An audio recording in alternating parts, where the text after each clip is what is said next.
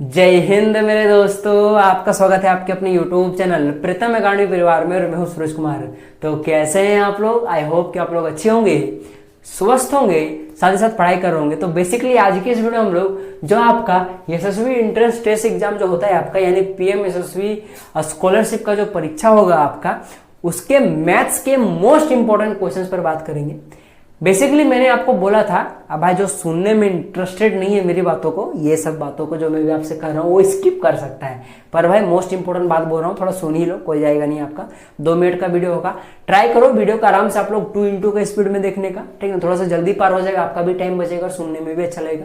तो बेसिकली मैं ये बोल रहा था कि मैं आपको टोटल 15 सेट कराने का मैंने आपको बोला था। उसमें टोटल 5 सेट डल चुका है, 6ठा सेट बन चुका है, उसका भी वीडियो आ जाएगा आपके पास। तो उसमें क्या हो रहा था कि मैं टोटल 15 सेट कराऊंगा, जिसमें से प्रत्येक सेट में 15 प्रश्न होते थे, जिसमें से 5 जो सबसे पहला प्रश्न होता था वो मैथ का होता था, उसके बाद का 5 का प्रश्न जो होता था वो साइंस का, उसके बाद का 5 प्रश्न आपका जो होता था वो एसएसटी का, यानी कि जीके जीएस जो बोल लो, ठीक ना, का प्रश्न होता था। तो बेसिकली उसमें मुझे मैथ को बताने में ना बहुत झंझट होती थी, मेरे लिए दिक्कत होता था। तो इसीलिए भाई मैं आ चुका हूँ बोर्ड पे, आप एकदम धुआं धुआं कर देंगे ना, ठीक ना। तो आप जो आपको सेट मिलेगा, जो आपको 6, 7, 8 जो आपका 15 सेट जो चलेंगे आपके, प्रत्येक सेट में अब आपको एसएसटी का और विज्ञान, एसएसटी बोल लो या फिर बोलो जीए बोल लो, साइंस बोलो या जीएस बोलो, उसका प्रश्न डिस्कस किया जाएगा, मैथ का नहीं। मैथ का आपको बोर्ड में किया जाएगा, ठीक ना। और अगर छोटा मोटा प्रश्न अगर रहा, अगर जो उसको डिस्कस किया जा सकता है वो सब पीडीएफ वाले वीडियो में, क्योंकि वो सब वीडियो पीडीएफ में बनता था, तो सब में हाथ से लिखने में थोड़ा दिक्कत होता था। अगर होगा, अगर नॉर्मल मैथ का प्रश्न होगा तो करा दिया जाएगा वहीं पे, वरना भाई एकदम ताबड़तोड़ तैयारी करेंगे यहाँ पे, ठीक ना। और साथ ही साथ ये सारे प्रश्न, यानी जो मैं अभी कराऊंगा, टोटल 10 प्रश्न कराऊंगा, सभी 10 अलग अलग टाइप के प्रश्न है और मोस्ट इंपोर्टेंट प्रश्न है, पूछे गए प्रश्न है भाई साहब, समझ लो, ठीक ना। तो चलिए स्टार्ट करते हैं। तो भाई बेसिकली सीधा सीधा करना है कि जुड़े रहो साथ में, जहां जहां पे जैसा प्रश्न मेरा जाके लपेट लो, ठीक ना। कभी यहां मैथ मिल रहा है, कभी वहां मिल रहा है, जहां भी मैथ मेरा जाके लपेट लो, ठीक ना। और साथ ही साथ भाई एक चीज बोलना चाहूंगा, सीधा सा बात है कि भाई सपोर्ट करो, हम भी आपका सपोर्ट कर रहे हैं, ठीक ना। और कुछ नहीं बोलना आपको, बस वीडियो को लाइक वगैरह कर लीजिएगा और फीडबैक कमेंट जरूर शेयर कीजिएगा, मजा आया कि नहीं क्लासेस में। तो चलो भाई साहब धुआंधार तरीके से स्टार्ट करते हैं। तो देखो, कुर्सी की पेटी बांधो एकदम, ठीक ना, एकदम बेल्ट वेल्ट लगा के और कॉपी कलम लेके, क्योंकि ये प्रश्न सब आप लोग क्या कीजिए, स्क्रीनशॉट ले लीजिए सबसे पहले, ठीक ना। देखो सबसे पहला प्रश्न में क्या लिखा हुआ है, जो भी लिखा हुआ है इसको समझने से पहले आपको ये सारी चीजें समझना पड़ेगा, मैंने लिख कर लाया हुआ है। भाई साहब अब हम लोग थोड़ा सा टाइप ऑफ एंगल पहले जान लेते हैं, ठीक ना, कि भाई कोण कितने प्रकार के होते हैं। तो बेसिकली हम लोग 7 प्रकार के देखते हैं, अब उसके बाद जितने हैं उससे कोई मतलब नहीं है, ठीक ना। तो देखो ये सब टाइप ऑफ एंगल्स है। सबसे पहला जो आता है आपका एक्यूट एंगल आता है, न्यून कोण होता है। जल्दी जल्दी सुनो क्योंकि बेसिक चीजें सब रिकैप में कराऊंगा, ठीक ना। एक्यूट एंगल, न्यून कोण, न्यून कोण का जो वैल्यू होता है याद रख लीजिएगा, वो 0 डिग्री से लेकर 90 डिग्री के बीच में लाई करता है, के बीच में। यानी कि जो एक्यूट एंगल होगा, न्यून कोण का जो वैल्यू होगा वो 0 डिग्री से ज्यादा होगा लेकिन 90 डिग्री से कम होगा। हो सकता है कि 90 डिग्री से कम यानी कि 89.999 हो, लेकिन 90 नहीं होगा। अगर 90 हो गया तो उसको हम लोग राइट एंगल समकोण कोण बोल देंगे, यानी कि वो 90 डिग्री पूरा काटा कटी अगर आपके पास वैल्यू है तो वो क्या हो जाएगा, राइट एंगल हो जाएगा, समकोण हो जाएगा। और उससे जस्ट थोड़ा सा या फिर उससे कम है तो वो एक्यूट एंगल हो जाएगा।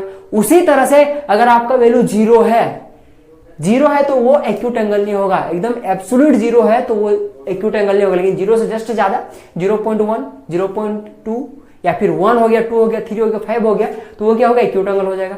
अब अगर 0 हो जाए तो वो क्या कहलाएगा, तो भाई सबसे नीचे आ जाओ, उसको हम लोग शून्य कोण, 0 एंगल बोलते हैं, यानी कि वो 0 डिग्री पूरा काटा काटी जो एब्सोल्यूट 0 होता है उसको हम लोग बोलते हैं 0 एंगल या फिर शून्य कोण बोलते हैं।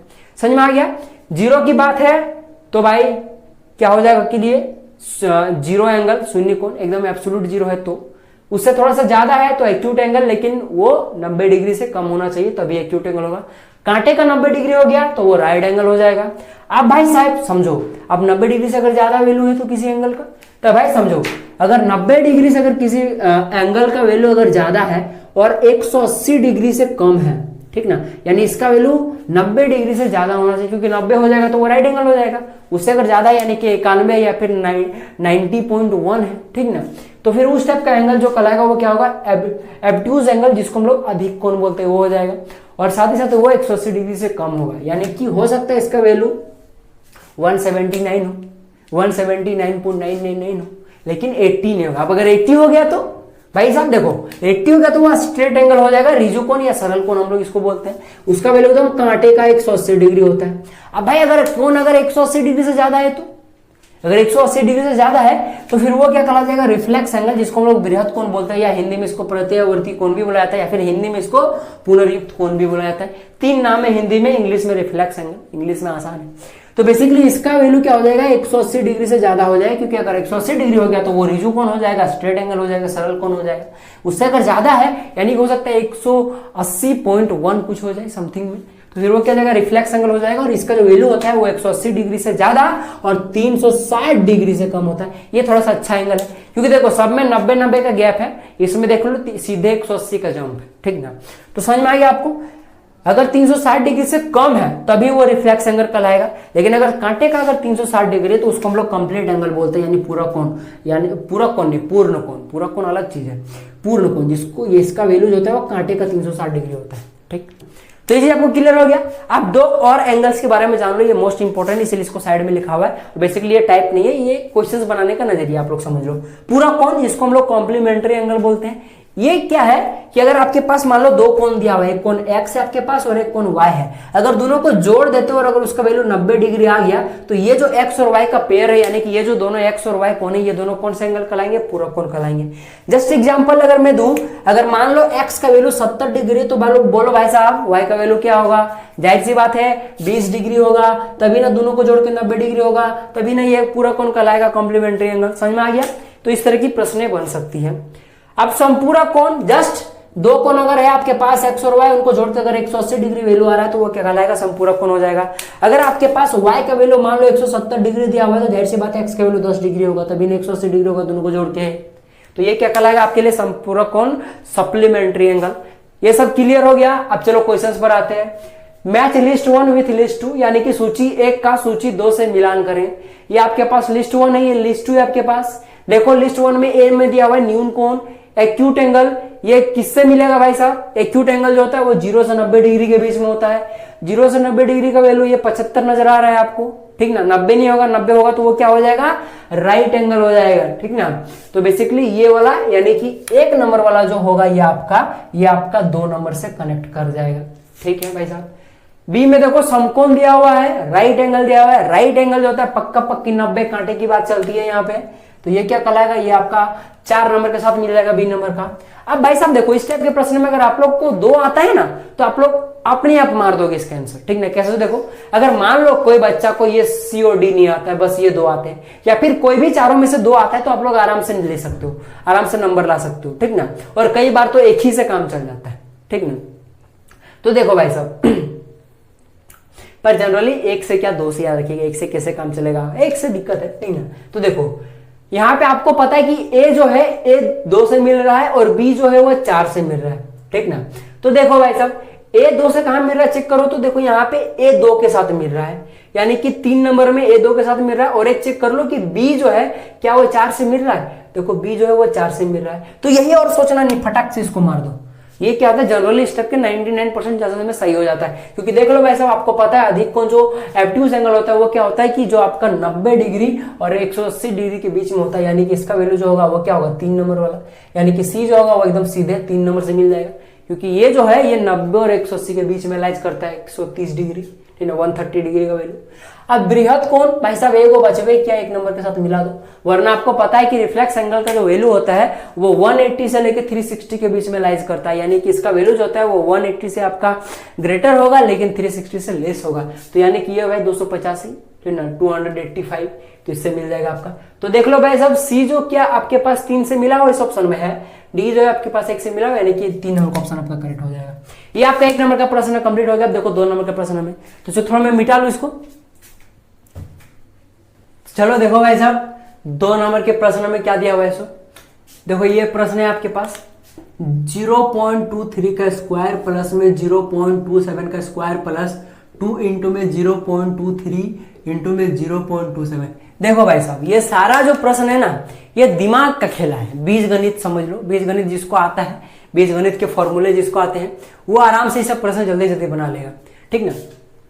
क्योंकि भाई बनाएगा सब प्रश्न, इसको नॉर्मल तरीके से भी आप लोग बना सकते हो। यानी कि आप लोग 0.23 का सबसे पहले होल स्क्वायर करोगे, इसका स्क्वायर गुना घटा करके कर सकते हो। फिर उसके बाद ये 0.27 का जो इसका आप लोग होल स्क्वायर करोगे, इसको आप लोग आराम से 27 को 27 के साथ गुना करोगे। यानी सिंपली मैं बोलूं कि इसका स्क्वायर करके जो वैल्यू आएगा, इसका स्क्वायर करके जो वैल्यू आएगा, इन दोनों को जोड़ोगे, फिर जो वैल्यू आपके पास आएगा उसको फिर इसके साथ इसको सॉल्व करके, यानी कि 23 को 2 से गुना करके, फिर उसको इसके साथ गुना करके, फिर ये 20 में जोड़ोगे, तब जाके आपके पास फाइनल आंसर आएगा। अब इतना लंबा करोगे भाई साहब तो टाइम पार हो जाएगा, ठीक ना। तो सीधा सीधी बात है कि आपको करना क्या, मैं आपको बता दूं। देखो आपको यहाँ पे थोड़ा सा दिमाग लगाना है। देखो आपको यहाँ पे दिख रहा है कि यहाँ पे 0.23 का स्क्वायर है और यहाँ पे 0.27 का स्क्वायर है। यहाँ पे 0.23, यहाँ पे 0.23, यहाँ पे 0.27, यहाँ पे 0.27, यहाँ पे 2 है और दोनों में स्क्वायर है। एक फॉर्मूला हम लोगों ने पढ़ा है बचपन में, a का स्क्वायर प्लस b का स्क्वायर प्लस 2ab। क्या इसी फॉर्म में है ये वाला? एकदम है। देख लो a, यहाँ भी a है, यहाँ b है, यहाँ भी b, और ये स्क्वायर में देखो यहाँ पे 2b है। और ये किसका फॉर्मूला होता है भाई साहब? a प्लस b का होल स्क्वायर होता है, याद है कि नहीं? तो बस काम खत्म। तो इस पूरे को मैं a प्लस b का होल स्क्वायर लिख सकता हूं, यानी कि 0.23 जो कि आपके पास a है प्लस b जो आपके पास 0.27 है, इसका मैं होल स्क्वायर लिख सकता हूं। बस काम खत्म। तो काम सीधा सा बात। अब भाई देखो यहाँ पे 0.23 को आपको जोड़ना है 0.27 के साथ। अब इसको जोड़ दो, ये 10 हो गया, ये 5 हो गया आपके पास, और यहाँ पे 0 हो गया आपके पास, यानी कि आपके पास 0.50 का होल स्क्वायर आ गया। अब देखो भाई साहब ये तो सिंपल हो गया आपके लिए, क्योंकि आपको पता है कि पॉइंट के बाद इस 0 का कोई वैल्यू रहा नहीं, तो आप लोग इसको 0.5 का स्क्वायर लिख सकते हो। अब देखो सीधा सीधी से बात है, यहाँ पे 5, अभी पॉइंट को भूल जाओ, इसका स्क्वायर कैसे होगा? पॉइंट है तो पॉइंट को भूल जाओ, तो क्या है आपके पास 0.5 है, 0.5 का मतलब 5 है। यहाँ पे 5 आपके पास, 5 का स्क्वायर 25 होता है, तो यानी कि इसको 25 लिख दो। देख लो पॉइंट एक डिजिट के बाद है, एक संख्या के बाद है, तो बस एक संख्या यहाँ पे क्या होगा कि 2 संख्या के बाद आप क्या हो जाएगा, पॉइंट लग जाएगा। यानी कि जितने डिजिट के बाद पॉइंट होते हैं उसके डबल हो जाते हैं स्क्वायर में, ठीक ना, याद रख लीजिएगा, ठीक ना। अगर आपके पास 4 संख्या के बाद अगर मान लो कि आपके पास पॉइंट है, तो उसका बाद स्क्वायर करोगे तो कितना हो जाएगा, 8 संख्या के बाद स्क्वायर लग जाएगा, डबल हो जाता है। तो यहाँ पे 1 है तो 1 का डबल 2 हो जाएगा, यानी कि यहाँ पॉइंट लग जाएगा, बस 0.25 इसका आंसर हो गया। कितना सिंपल स्टेप में बन गया ना। तो फॉर्मूला बस आपको आना चाहिए भाई साहब, नोट करते जाओ। चलो हम लोग 3 नंबर के प्रश्न पर आते हैं। चलो देखो ये भी प्रश्न सेम उसी टाइप का कॉन्सेप्ट से बनेगा। 3.5 इंटू में 3.5 माइनस का 1.5 इंटू में 1.5 अपॉन में 10 है। देखो भाई साहब अगर आप नॉर्मल बच्चा ऐसा करोगे तो पहले इसको इसके साथ गुना करोगे, इसको इसके साथ गुना करोगे, फिर दोनों को घटाओगे, फिर 10 से भागा दोगे। वैसे नहीं करना है, टाइम बचाना है। तो क्या कर सकते हो आप लोग, यहाँ पे देख सकते हो आपके पास 3.5 है, 3.5 है, दोनों आपस में गुना है, तो आप लोग 3.5 का स्क्वायर लिख सकते हो कि नहीं? अगर 2 गुना 2 को आप लोग 2 का स्क्वायर लिख सकते हो भाई साहब, तो 3.5 को आप लोग 3.5 का स्क्वायर क्यों नहीं लिख सकते हो? जाहिर सी बात है, ठीक ना। उसी तरह से माइनस 1.5 यहाँ पे 2 बार है, आपस में गुना में है, इसीलिए क्या हो जाएगा 1.5 होल स्क्वायर हो जाएगा बटे में 10। अब देखो भाई साहब यहाँ पे आप लोग को एक फॉर्मूला सूझ रहा होगा, आप लोगों ने बचपन में पढ़ा हुआ है, ये सब अभी बचपन में ही है, ठीक ना। a का स्क्वायर माइनस b का स्क्वायर का फॉर्मूला क्या होता है? a प्लस बी इंटू में a माइनस बी। ये सब नॉर्मल फॉर्मूले जिसको आता है ना वो खेल जाएगा, क्योंकि तुरंत बना लेगा क्वेश्चन को। देखो क्योंकि भाई देखो फॉर्मूला से बनाओगे तुरंत बन जाएगा, वरना गुना घटा करने में लग गए तो हो गया आपका। कुछ कुछ प्रश्न में करना पड़ सकता है, पर वो सिंपल होता है वो प्रश्न, ठीक ना। अब ये सब जटिल प्रश्न है, ठीक ना, जटिल काची का है यार, एकदम धुआं धुआं करेंगे। तो देखो ये आपके पास a है, ये आपके पास b है। a का स्क्वायर b का स्क्वायर आपके पास फॉर्मूला में है, जो कि होता है सॉरी a का स्क्वायर माइनस b का स्क्वायर का फॉर्मूला में क्या होता है? a plus B minus B. a की आपके पास 3.5 है प्लस का b, ये फर्स्ट वाला में पहले लिख रहा हूँ a प्लस बी, ये हो गया प्लस b यानी कि 1.5। फिर क्या होगा a माइनस बी, यहाँ देख लो a माइनस बी, a क्या आपके पास 3.5 माइनस का b क्या हो जाएगा 1.5 बटे में 100। कितना आसान है देखो। अब इसमें से लो 3.5 में अगर 1.5 जुड़ेगा तो कते बचेगा? सीधा सा बात है भाई साहब, आपके पास कितना हो जाएगा? यहाँ पे पूरा 10 हो जाएगा, यानी कि 5 हो जाएगा, 5% हो गया आपके पास, ठीक ना। अब अगर नहीं आता तो भाई देखो 3.5 प्लस में आप लोग 1.5 करो, देखो ये जुड़ेगा तो 10 हो जाएगा, हाथ मेरा 1, 3 और 1 4 और 1 5, यानी कि 5.0 यानी कि 5 रुपया, ठीक ना।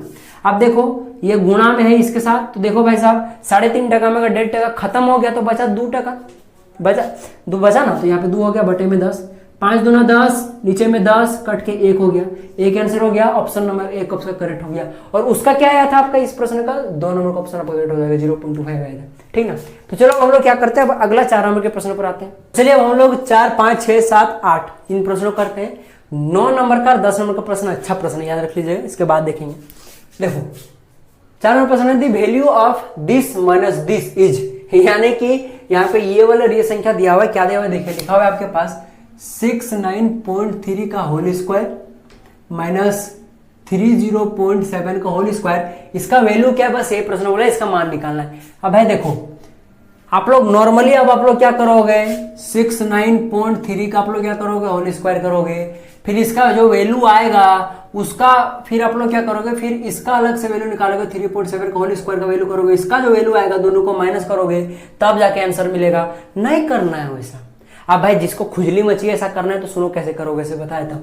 जैसे आप लिखा हुआ है 69.3 का होल स्क्वायर है, तो बेसिकली इस टाइप के वर्ग को कैसे किया जाता है मैं आपको बता देता हूं। देखो पॉइंट वाली संख्या में क्या, पॉइंट वाली संख्या थोड़ा देर के लिए इस पॉइंट को आप लोग को भूल जाना पड़ेगा और 693 का आपको स्क्वायर करना पड़ेगा। उसके बाद जो आपके पास आंसर आएगा, ठीक ना, उसमें देख लो यहाँ एक संख्या के बाद पॉइंट है तो उसको 2 से गुना कर दो, तो एक का डबल क्या होगा, 2 होगा, तो वो 2 संख्या के बाद इधर से पॉइंट लगा देना, बस आंसर वही होगा।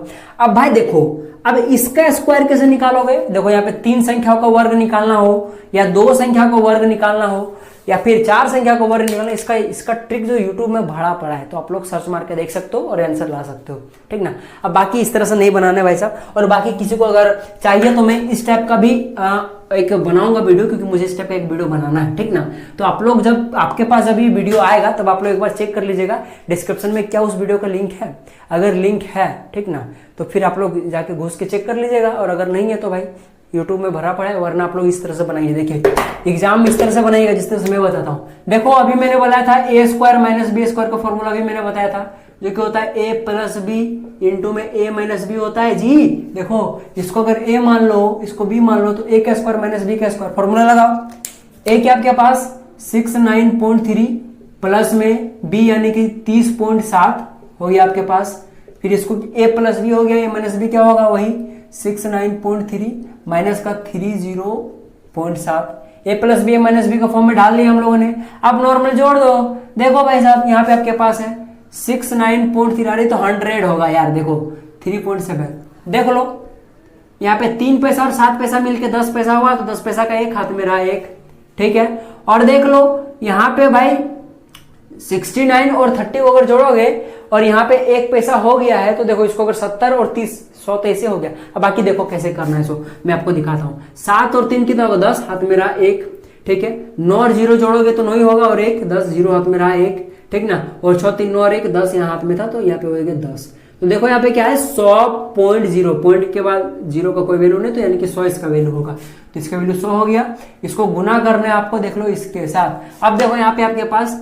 69.3 को आपको माइनस करना है 307 के साथ, 30.7 के साथ। देखो ये तो जाएगा नहीं, यहाँ पैसा लो, हाथ में अगर आएगा तो ये 13 हो गया, 13 में 7 गया तो कितना हो जाएगा आपके पास 6 हो जाएगा, ठीक है, 6 ही ना हो जाएगा 713, ठीक है। और यहाँ पे 8 बच जाएगा, और यहाँ पे क्या हो जाएगा आपके पास 3 हो जाएगा, यानी कि 38 मल्टीप्लाई बाई 6।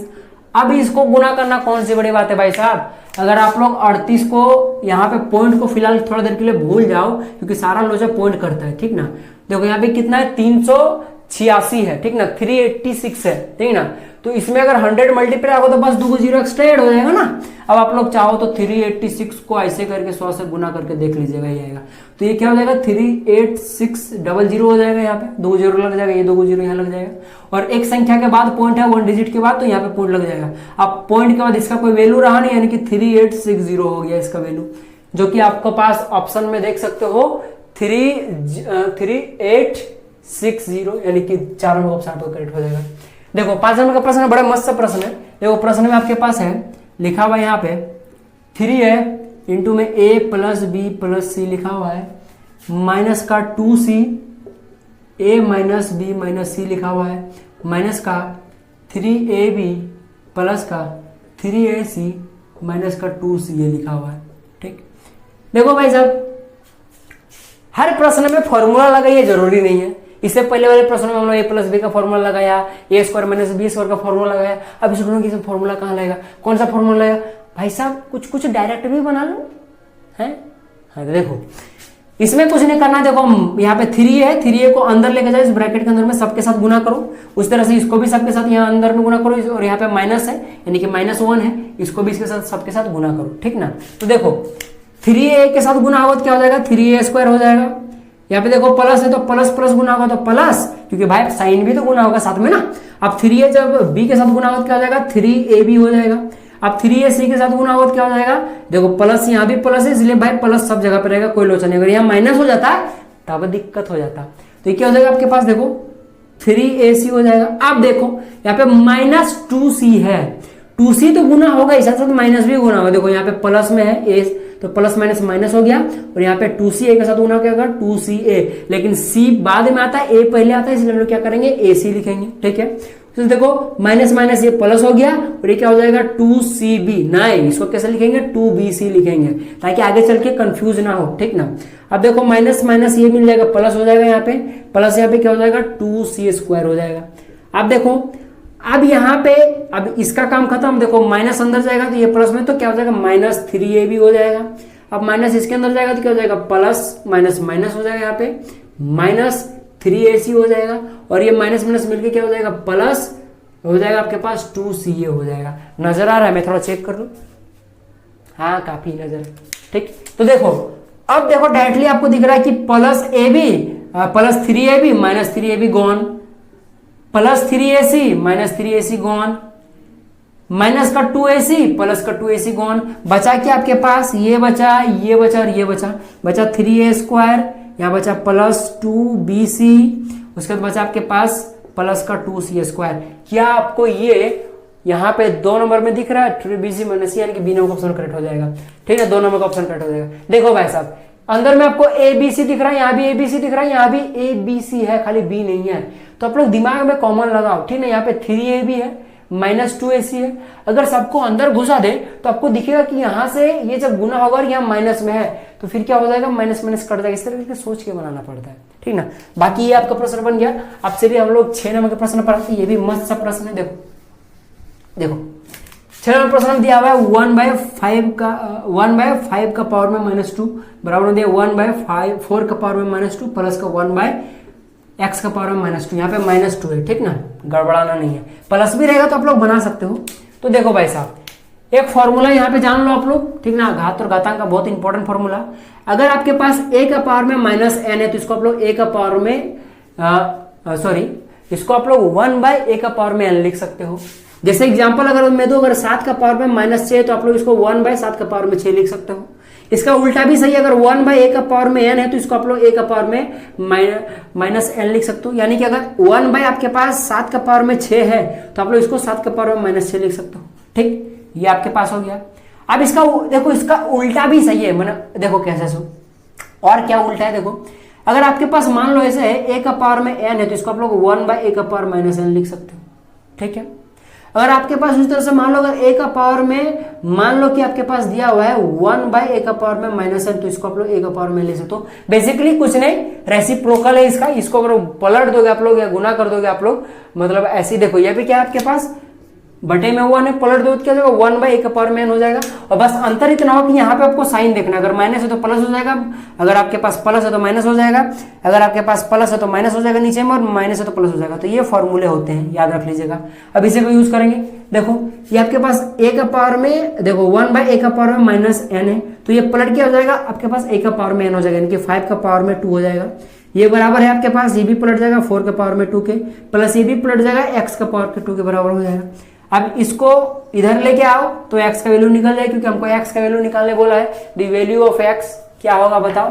तो देखो भाई साहब ये 5 का स्क्वायर ये माइनस में आएगा, -4 का पावर स्क्वायर, क्योंकि देखो भाई ये प्लस के साथ है, x के साथ तो माइनस में आएगा इधर, ठीक ना, बराबर में x का स्क्वायर हो गया। 5 का स्क्वायर 25 -4 का स्क्वायर 16 बराबर में 8 का स्क्वायर। अब भाई इसको कौन नहीं घटाने जानता है, घटाओगे तो 9 आएगा, बराबर में x का स्क्वायर हो जाएगा। स्क्वायर इधर आएगा तो ये रूट अंडर में आ जाएगा, यानी कि 9 का जो रूट होता है वो 3 होता है, यानी कि x का वैल्यू 3 निकल गया। अगर x स्क्वायर का वैल्यू पूछता तो रूट 9 होता, x का वैल्यू पूछा यानी कि x होगा 3 होगा, यानी कि इसका बी नंबर ऑप्शन करेक्ट हो जाएगा। समझ में आ गया ना किस तरह से बनाना है। अब देखो भाई सब 7 नंबर का the coordinate of the origin are, यानी कि मूल बिंदु का निर्देशांक क्या होता है भाई साहब, ये आपके पास y एक्सिस, ये आपके पास x एक्सिस हो गया, ठीक ना। तो भाई यहाँ पे मूल बिंदु होता है 0,0 पर, तो यानी कि ये 3 नंबर का ऑप्शन आपका करेक्ट हो गया। 8 नंबर का प्रश्न में देखो, मस्त सा प्रश्न है। अब 8 नंबर का प्रश्न लिखा है value of this minus this is, यानी कि बेसिकली आपके पास x प्लस वाई का whole square minus x minus y का होल स्क्वायर का आपको क्या करना है, वैल्यू ज्ञात करना है, इसको सॉल्व करना है। 2 मेथड्स आप लोग सॉल्व कर सकते हो, क्योंकि यहाँ पे 2 फॉर्मूले नजर आ रहे हैं। देखो मेथड नंबर 1 में क्या कर सकते हो, वही आपके पास फॉर्मूला जो होता है ए का स्क्वायर माइनस बी का स्क्वायर का फॉर्मूला जो कि होता है ए प्लस बी इंटू में ए माइनस बी का। इस टोटल को x प्लस वाई को आप लोग a मान लो, x माइनस वाई को b मान लो। a का स्क्वायर माइनस b का स्क्वायर फॉर्मूला a स्क्वायर यानी कि x प्लस वाई, ये हो गया आपके पास a, इसको प्लस करना है, प्लस के साथ b के साथ, b जो आपके पास x माइनस वाई है, ठीक। ये आपके पास एक हो गया, और एक क्या हो गया आपके पास a माइनस बी, a की आपके पास x प्लस वाई है, b के आपके पास इसको माइनस करना है आपको x माइनस वाई के साथ। लेकिन भाई साहब यहाँ माइनस है तो ब्रैकेट लगाना मत भूलिएगा, ठीक। अब देखो इसमें तो कोई लोचा है नहीं, क्योंकि बीच में plus x plus y plus x, और उसके बाद हो गया आपके पास माइनस वाई, ठीक ना। ये आपको इसको गुना करना पड़ेगा इसके साथ। आप देखो x प्लस वाई का x प्लस वाई, माइनस अंदर जाएगा तो ये माइनस एक्स हो गया, माइनस माइनस प्लस वाई हो गया। अब देखो यहाँ पे प्लस एक्स माइनस एक्स यहाँ गया, यहाँ पे देखो प्लस वाई माइनस वाई गया, यहाँ पे क्या बचा आपके पास 2x बचा, इंटू में यहाँ क्या बचा आपके पास, जैसे तो 2y बचा।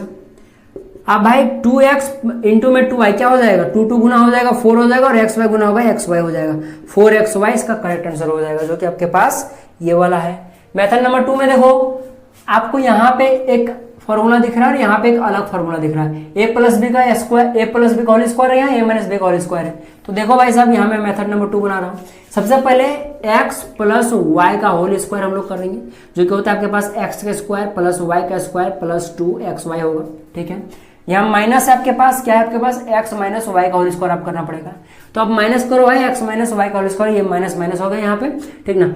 यहाँ क्या हो जाएगा x का स्क्वायर प्लस वाई का स्क्वायर माइनस 2xy हो जाएगा, ठीक है।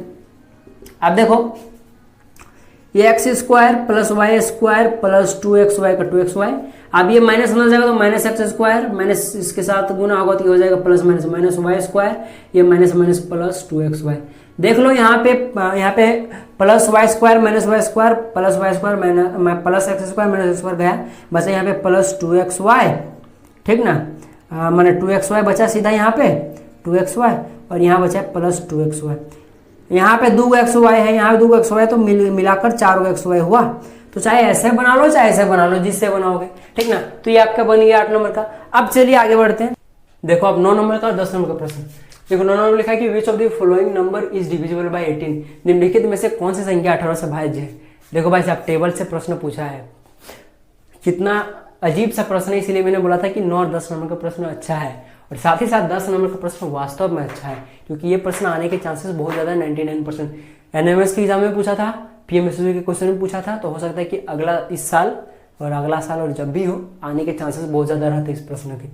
सारा कुछ कॉन्सेप्ट अच्छे से बताऊंगा, क्योंकि भाई यही प्रश्न तो सेम देगा नहीं, मैथ है डिजिट चेंज करके देगा, तो सब कुछ बताऊंगा, टेंशन नहीं लेना आपको, ठीक। देखो अब भाई एक लल्लू है और एक कल्लू है। लल्लू क्या करता है कि इन सभी संख्याओं क्या करता है 18 से भागा देके चेक करता है कि ये कट रहा है कि नहीं, और खूब टाइम वेस्ट करता है। और एक कल्लू थोड़ा सा स्मार्ट है, वो क्या करता है कि वो 18 से डिविजिबल का रूल या फिर 18 से भाजकता का नियम को याद कर लेता है और तुरंत क्वेश्चंस को बना लेता है। तो अब आप क्या बनना चाहते हो कमेंट करके बताइएगा, ठीक ना। तो देखो भाई साहब हम तो कल्लू बनेंगे, आसान, ठीक ना। तो देखो 18 से कोई भी संख्या भाग अलग, मान लीजिए कोई संख्या है वो 18 से पूरी तरह कटे कि नहीं, वो चेक करने के लिए बस आपको ये चेक करना पड़ेगा कि ये संख्या क्या 2 से और 9 से पूरी तरह से कटती है। अगर कटती है, पूरी तरह से कटनी चाहिए, पॉइंट वाला लोचा नहीं होना चाहिए। अगर कटती है तो वो संख्या क्या हो जाएगा 18 से 7% भागा लग जाएगा। जैसे अगर मैं एग्जांपल दूं 36 को आप लोग चेक करके देख लो। 36 को आपको पता है कि ये 18 का पहाड़ा में कटता है, तो आप लोग चेक कर लो, ये 2 से भी कटेगा और 9 से भी कटेगा। समझ में आ रहा है, यानी कि ये 18 36 को पूरी तरह से काट देगा, ठीक ना। तो अब भाई समझो, मैं आपको 2 से भागा लगने का नियम बताता हूँ। कोई भी अगर संख्या है रैंडमली बहुत बड़ा सा संख्या अगर है, ठीक ना, तब वो 2 से कैसे भाग लेगा।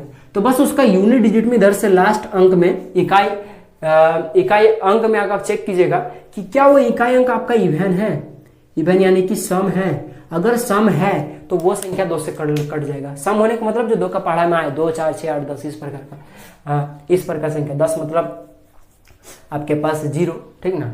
तो इस प्रकार की संख्या लास्ट में अगर डिजिट दिखे आपके पास तो वो क्या होती है, इवन होती है। जैसे कि यहाँ पे देख लो 36 में 6 जो कि इवन है, यानी कि ये 2 से पूरी तरह से कटेगा, ठीक।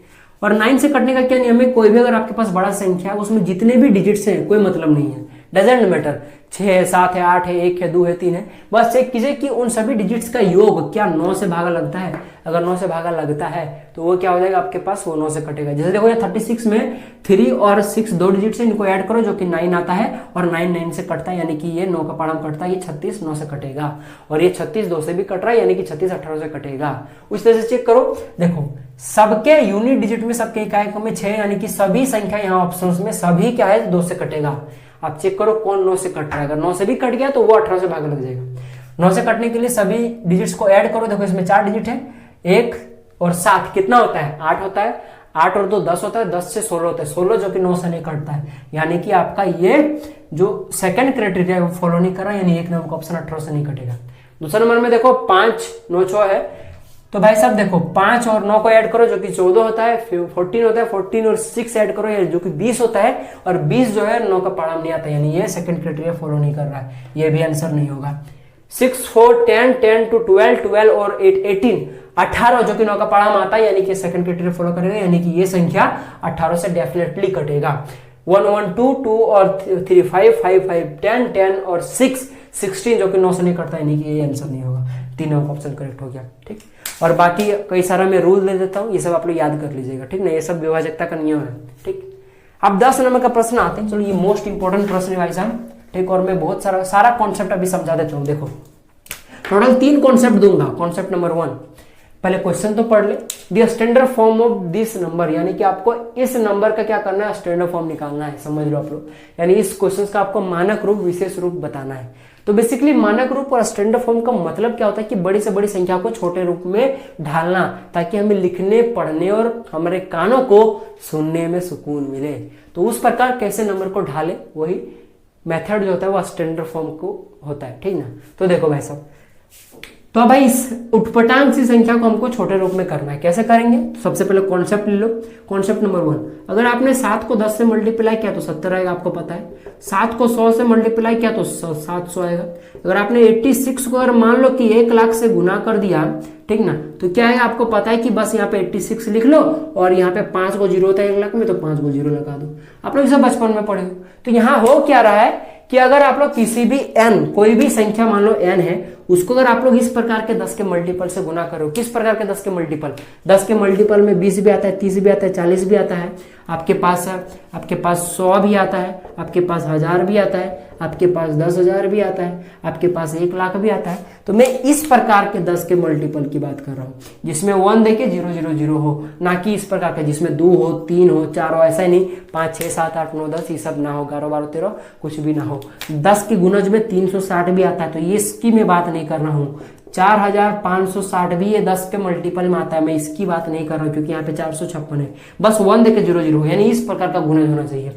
तो 10 के अगर आपको इस प्रकार के 10 के मल्टीपल को किसी भी संख्या से गुना करते हो, मान लो यहाँ पे कोई भी 10 का गुणज, इस प्रकार का 10 का गुणज है, तो बस क्या करना पड़ता है आपको कि यहाँ पे जितने 0 है बस चेक कर लो, काउंट कर लो, और बस इसको n का पिछुआ में जाके सटा दो, बस यहाँ पे लगा दो, तो आपका ये गुना हो जाएगा, ठीक। तो ये सब तो बचपन में पढ़े आप लोग। कॉन्सेप्ट नंबर 2 आपका अब यहाँ से शुरू होगा। देखो कॉन्सेप्ट नंबर 2, मान लो आपके पास 8.67 है, इसको आपने 10 से मल्टीप्लाई किया तो क्या आएगा, बस पॉइंट को ध्यान मत दो, अभी 867 है, और बस यहाँ पे एगो 0 है तो एगो 0 लगा दो, ठीक है, ठीक। और ये पॉइंट देखो आप भाई 1 2 2 डिजिट के बाद 2 अंक के बाद पॉइंट था, तो 1 2 2 डिजिट बाद पॉइंट आ जाएगा।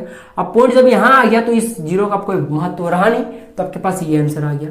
उसमें से क्वेश्चन तो 0.0007 है, अगर आपने इसको मल्टीप्लाई कर दिया 1 देखिए, मान लो कि यहाँ पे 4 को 0 से अगर मल्टीप्लाई करते हैं 10,000 से, तो क्या आएगा आपके पास, बस यहाँ पे आपके पास 0.0007 था, और यहाँ पे 4 को 0 और लग जाएगा। और चेक कर लो भाई साहब कि यहाँ पे आपके पास पॉइंट यहाँ पे है 1 2 3 4 डिजिट बाद 1 2 3 4 डिजिट बाद आपके पास क्या पॉइंट यहाँ पे लग जाएगा, ठीक, तो ये देखा जाए तो आपके पास इनका कोई महत्व रहा नहीं और इनका भी कोई महत्व रहा नहीं, 7.0 या फिर बोलो 7 आ गया। तो आपको यहाँ पे समझ में क्या आ रहा है कि अगर पॉइंट को अगर आपको लेफ्ट टू राइट मूव कराना है, पॉइंट अगर आपको लेफ्ट टू राइट, देखो यहाँ पॉइंट पहले यहाँ था, पॉइंट आपका यहाँ आ गया यानी 6 के पास चला गया, पॉइंट यहाँ था, पॉइंट आपके पास 7 के पास चला गया। अगर मूव कराना तो इस प्रकार के 10 के मल्टीपल से गुना करना पड़ेगा। चलो लगे हाथ एक क्वेश्चन कर लेते हैं। अगर मैं आपको क्वेश्चन पूछूं, अगर मैं बोलूं, अगर मान लो यहाँ पे 0.000786 है, तो यहाँ पे अब आपको इस पॉइंट को यहाँ से उठा के यहाँ शिफ्ट करना है, तो कैसे कीजिएगा, बस चेक करो कि कौन सा सुटेबल इस प्रकार का 10 का गुणज लगेगा। देखो 1 2 3 4 डिजिट तक पॉइंट को मूव कराना है, क्योंकि पॉइंट यहाँ पे है, तो उसके बाद 1 2 3 4 डिजिट तक आपको मूव कराना है। तो बस यहाँ पे गुना करके 1 देके 4 को 0 से बस मल्टीप्लाई कर देगा, कर दो आप लोग, तो आपके पास ये 4.86 आ जाएगा, जो कि हमें लाना था। तो कॉन्सेप्ट समझ में है कि लेफ्ट टू राइट मूव कराने के लिए आपको इस प्रकार 10 के गुणे से गुना करना पड़ता है। चलो कॉन्सेप्ट नंबर 3 पर आते हैं। सेम इसी प्रकार से अगर आपको अब पॉइंट को राइट टू लेफ्ट मूव कराना है तो क्या करना पड़ेगा, जैसे कि अगर मैं क्वेश्चन दूं 8675.1, ठीक ना, तो अब आपको क्या करना है कि इस पॉइंट को इधर मूव कराना है, यानी कि राइट टू लेफ्ट। तब क्या करना पड़ेगा, बस इसका उल्टा इस प्रकार के 10 के मल्टीपल से आपको भागा देना पड़ेगा। जैसे अगर मैं अगर मैं इसको बना दूं, एक क्वेश्चन पूछूं कि इस पॉइंट को आपको इस 8 के सामने लेके आना है, तो कैसे कीजिएगा, बस चेक करो कि कितना डिजिट तक घसकाना है पॉइंट को, 1 2 3 डिजिट तक। तो बस यहाँ पे 1 देके 3 को 0 से भागा दे दो, तो आपके पास क्या आंसर आ जाएगा, 8.6751 आ जाएगा। चलो भाई भरोसा नहीं तो एक बार प्रूव करके दिखा दो। देखो यहाँ पे आपके पास है 8675 पॉइंट आपके पास 1 था, इसको आप लोग 1000 से भागा देके देखो कि आपके पास ये आंसर आ रहा है। चेक करो 8 बार में दोगे तो कितना हो जाएगा, 8000 होगा, ठीक। तो आपके पास 675 बचा। अब भाई देखो यहाँ पे 675, यहाँ पॉइंट है तो ये पॉइंट आपका यहाँ लग जाएगा, ठीक है, पॉइंट वाला भागा देना आता है ना। अब देखो आपके पास पॉइंट यहाँ पे आ गया, तो अब भाई आप देखो आपके पास 1 उतरेगा, जो कि आपके पास अब 6 बार में जाएगा, तो यहाँ पे 6000 हो जाएगा, तो बचेगा आपके पास 751। अब देखो पॉइंट लग चुका है तो हम लोग यहाँ पे 0 लगा सकते हैं, 7 बार में जाएगा, 7000 हो जाएगा, तो यहाँ पे कितना हो जाएगा, 510 बचेगा। अब भाई यहाँ पे एक 0 लगा लो, क्योंकि पॉइंट हमारे पास है, तो आपके पास कितना हो जाएगा, अब ये आपके पास 5 टाइम में जाएगा, 5100 बचा। एक यहाँ पे आप 0 लगा लो, एक बार में जाएगा 1000, पूरी तरह से कट गया, ठीक ना। तो देखो आपके पास 8.6751 आया। तो आप लोग को समझ में आया ना कि अगर राइट टू लेफ्ट मूव कराना तो सुटेबल इस प्रकार के 10 के गुणे से भागा देना पड़ेगा, और लेफ्ट टू राइट मूव कराने के लिए आपको इस प्रकार के सुटेबल गुणे से आपको लेफ्ट गुना करना पड़ेगा। समझ में आया आपको। तो भाई ये सब आपकी क्वेश्चंस थी, एक क्वेश्चन और करा देता हूं। देखो 0.0007 है, ठीक ना। अगर मान लो इस पॉइंट को आपको और इधर मूव कराना है 4 अंकों तक, तो कैसे मूव करोगे, देखो भाई साहब यहाँ पे आपके पास क्वेश्चन में है, देखो यहाँ पे 0.0007 है। अब इधर तो कोई डिजिट है नहीं, तो आप लोग अपने से यहाँ पे 4 डिजिट तक मूव कराना, 1 2 3 4 को 0 लगा सकते हो, आराम से लगा सकते हो। तो भाई आपको यहाँ मूव कराना पॉइंट, तो क्या करना पड़ेगा, बस आपको यहाँ 1 देकर 4 को 0 से भागा देना पड़ेगा, तो ये आपके पास बन जाएगा ये वाला संख्या जो आपको लाना था, 0.00000007 आंसर आ जाएगा आपके पास। समझ में आ गया आपको। तो ये चीज क्लियर हो गया। अब देखो अब मैं आपको कॉन्सेप्ट देता हूँ, ये कॉन्सेप्ट 3 मुझे देना था, मैंने दे दिया। अब देखो मैं एक चीज बता रहा हूँ आपको, ठीक। देखो अगर आपके पास 10 है, ये भी कॉन्सेप्ट नंबर 3 4 समझ लिया, फिर रहने दो। 10 को आप लोग 10 का पावर में 1 लिख सकते हो, 100 को आप लोग 10 का पावर में 2 लिख सकते हो, 1000 को आप लोग 10 का पावर में 3 लिख सकते हो। यानी कि इस प्रकार के जितने भी 10 के मल्टीपल होते हैं आप लोग समझ लो कि उसमें जितने 0 होते हैं बस आप लोग 10 का पावर में करके उतना आप लोग यहाँ पे संख्या लगा सकते हो। अगर मान लो यहाँ पे अगर 1 लाख है, 1 लाख में आपको पता है कि 5 को 0 होता है, तो इसको 10 का पावर में 5 लिख सकते हो, ठीक। तो ये चीज आपको समझ में आ गया। अब देखो भाई साहब समझो, अब मैं क्या समझाना चाहता हूँ। आपके पास क्वेश्चन में था आपके पास 0.000005 है, ठीक ना।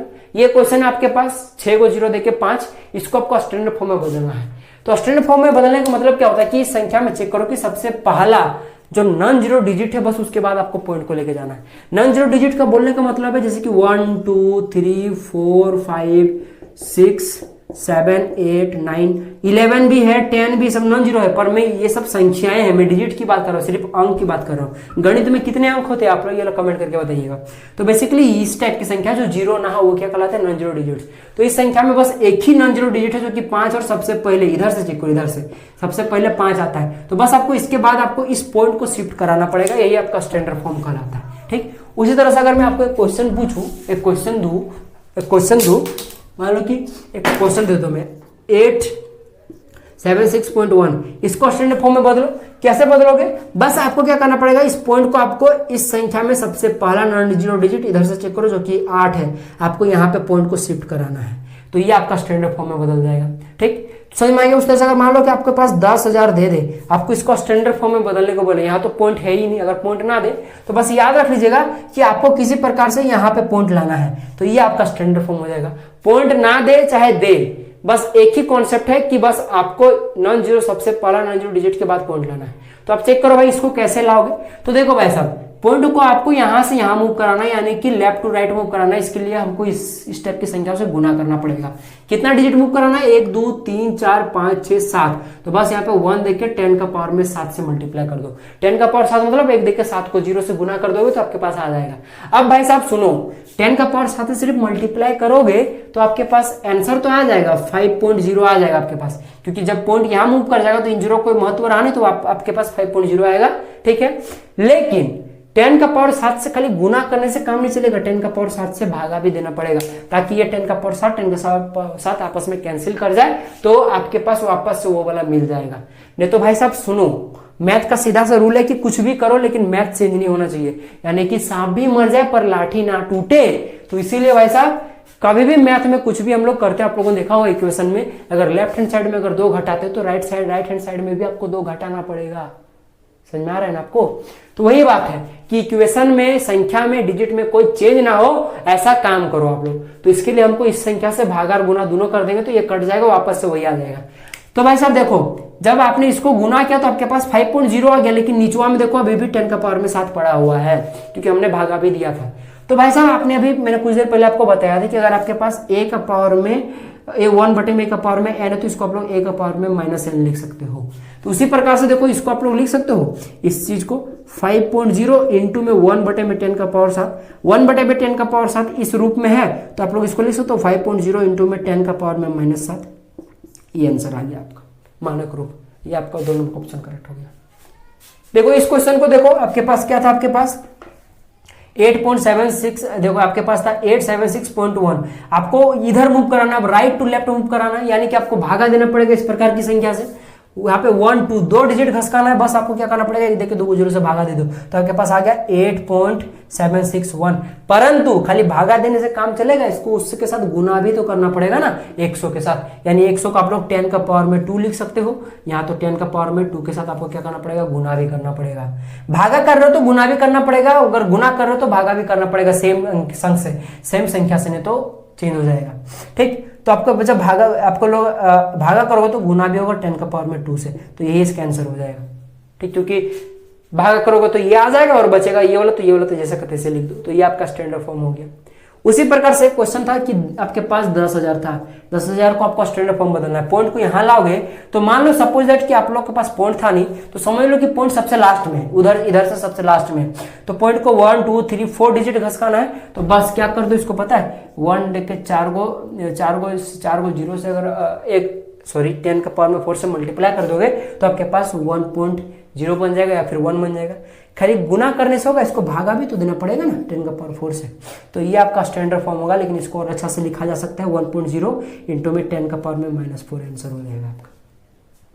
तो इस प्रकार से ये प्रश्न आपका बन गया। आप किसी भी तरह का क्वेश्चन दे आप लोग स्टैंडर्ड फॉर्म में बदल सकते हो, ठीक है ना। तो चलिए हम लोग मिलेंगे अगले वीडियो में। पता है वीडियो लंबा है, परंतु भाई मस्त एकदम अच्छे से समझाया है मैंने, सब कुछ एक एक बारीकी से डील किया ताकि आपको समझने में दिक्कत ना हो, ठीक ना। तो ये सारे क्वेश्चन पूछे गए प्रश्न थे, और पूछे गए प्रश्नों का और 2 वीडियो बनेगा आपका। टोटल 30 शायद प्रश्न है, ठीक ना, 30 या 25 प्रश्न जितने भी है, ठीक ना। तो आपका और 2 वीडियो बनेगा, और साथ साथ इसके बाद मैं इसी टाइप का और भी कई सारा प्रश्न कराऊंगा, क्योंकि आएगा इसी टाइप का प्रश्न, ठीक ना। तो भाई एक बार स्क्रीनशॉट ले लो, ठीक ना। तब तक भाई ठीक है, तो भाई मिलेंगे अगले वीडियो में। तब तक के लिए जय हिंद, जय भारत, और आपका दिन शुभ हो।